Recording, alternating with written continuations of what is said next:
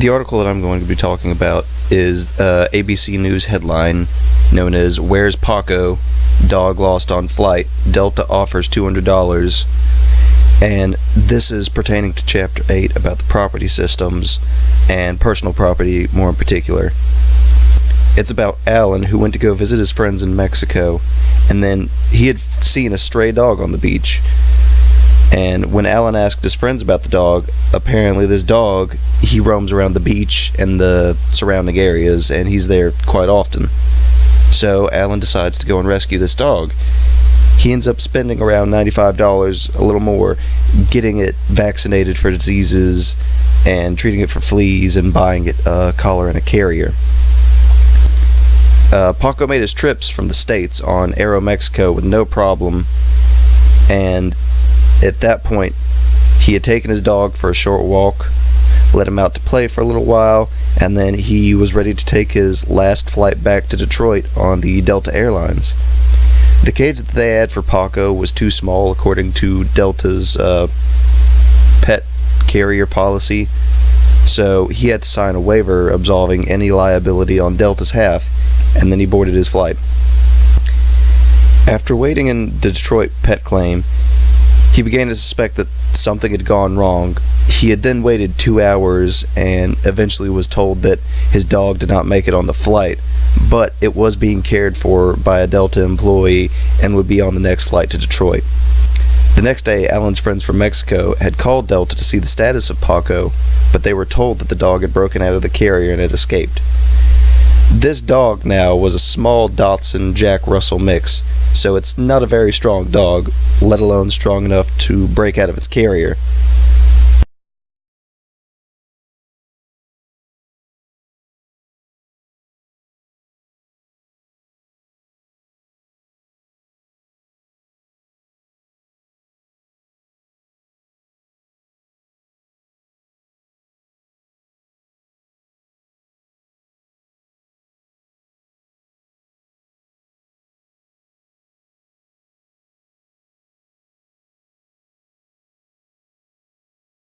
In this scenario, Alan would be considered the bailer, while Delta would be considered the bailee.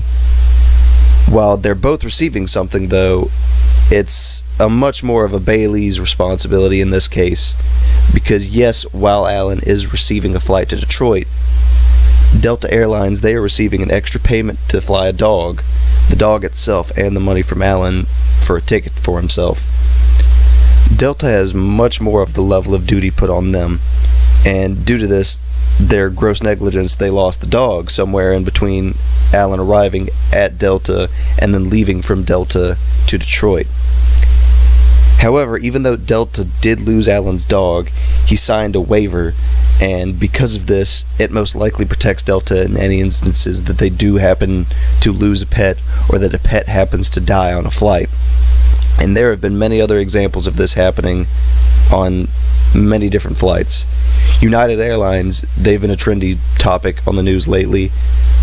They have had over 53 accounts of animals dying on flights, one of their latest ones being a giant rabbit that had died on the airline. Another animal that also happened to die on the United Airlines was a model's golden retriever. American Airlines has also had instances of this because they had an escaped cat that had gotten loose after they had dropped a crate, and because of this, it had escaped. Eventually, once they had gotten the cat again, they had to euthanize it because it was malnourished and dehydrated. And the terrible thing is that this stuff still seems to happen.